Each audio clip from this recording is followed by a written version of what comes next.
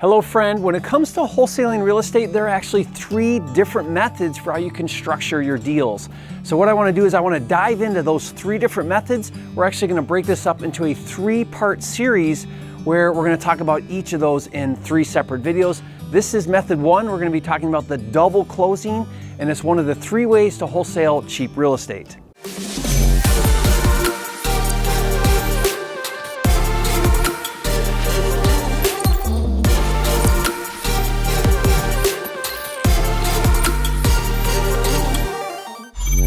Hello, it's Jerry Norton here, and welcome to another video on the Real Estate Freedom TV. Everything we focus on here is to help you master real estate so that you can live your dream life. And on today's video, I want to help you get better at wholesaling and really understand the different ways that you can structure your wholesale deals. And there are 3 methods on this video of the 3-part series we're doing. We're going to be talking about method 1, which we call the double closing. And it is actually my least favorable method, but I will explain it to you so you understand really how to do it well. So a double closing, there are 5 steps to doing that. Now the first step is you're going to get an executed contract. So you're going to go out there, you're going to talk to a motivated seller, you're going to find a great deal, and the first thing you need to do is get a contract. Now that contract is just a purchase and sale agreement, and I actually have a copy of that in my wholesaler contract pack. This is a resource guide that you can download for free. The link is in the description, so you can check that out there, but you just need to get a executed contract with the motivated seller. What you're going to do next is you're actually going to go to a closing, 20 or 30 days later, whenever you have that in your contract, you're going to go to that closing, and at the closing, you're the buyer, right? And you're actually going to close on the transaction. Now that means a couple things. It means you have to come to the closing with money, with cash, to buy the property as the buyer. And you're going to pay closing fees as the buyer, right? Every time you do real estate, there are fees when you sell it, there are fees when you buy it. You own that piece of real estate, right? You're on title, you bought the property, and then you're gonna turn around and you're gonna find a new buyer. You're not gonna do any repairs to the property, because if you do repairs to the property, now it's a fix and flip and not a wholesale. You're going to then find a new buyer, ideally a cash buyer, and that new buyer, once you find that new buyer, you're going to execute a contract, but this time as the seller. So the first time you were the buyer, second time here, you're the seller, and you do another purchase and sale agreement as the seller. You're going to go to another closing. This time you're the seller, and hopefully you made a profit between buying it and selling it. Now what's cool is you could line these closings up to where they happen, back to back. So you could have closing 1, at 10 a.m. and then you have closing 2 here at 10:30, so that you're buying it and then you're reselling it, but it's right back to back. So you're not holding the property a long time. For funding, that's called transactional funding. It's a lender who will actually lend you the money for a half an hour, because you still have to come to the closing with the money as the buyer.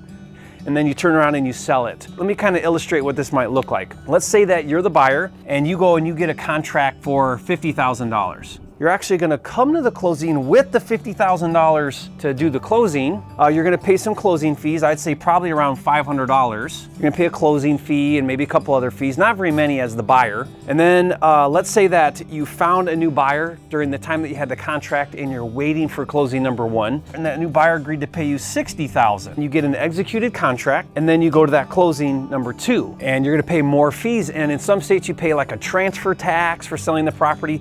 So this time you might have $1,000, maybe even $1,500 in closing fees. So you can see here, these fees to buy it and resell it start to eat into your profit. If you have transactional funding involved, temporary money to do the transaction, then you might have $1,000 or $2,000 for that as well. So let's say that there's another $1,000 in transactional funding to do the deal. So you see here we have about $2,500 that eats into your profit. Your gross profit on your wholesale is $10,000, but by double closing it, not only do you have these extra steps, you got to get funding and all of that, but your fees to buy and sell start to eat into it. So that's the downside of double closing. Why would you do a double closing? What would be the benefit of doing a double closing?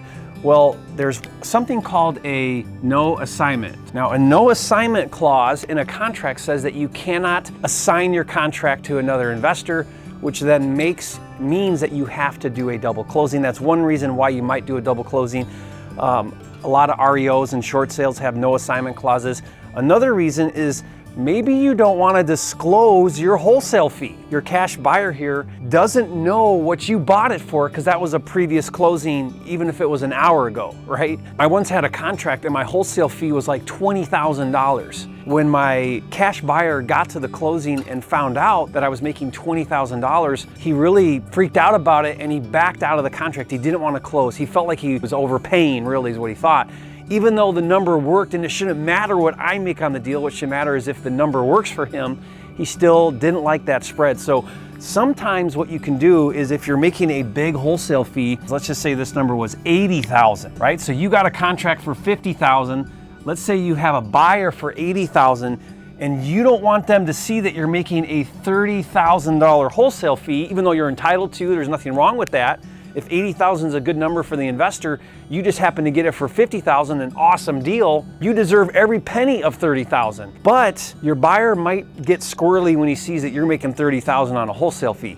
So by double closing it, they don't know what you bought it for at 50 in closing number 1, because that happened before. All they know is that closing number 2, you're the seller, they're paying $80,000. So sometimes if my wholesale fee is really big, I will purposely do a double closing to not disclose my wholesale fee. That's really, to me, the only benefit of doing a double closing. My assignment clause, my contracts, and all of the steps on how to do wholesaling is in my wholesaling contract pack. You can download this for free. Click the link in the description and get it right now. In the next method, we're going to talk about doing an assignment. So watch that next video so you can learn how to do an assignment. It's a single closing, which is really cool. You don't need to come with money. I'll talk all about it on that video, and I'll see you on the next video.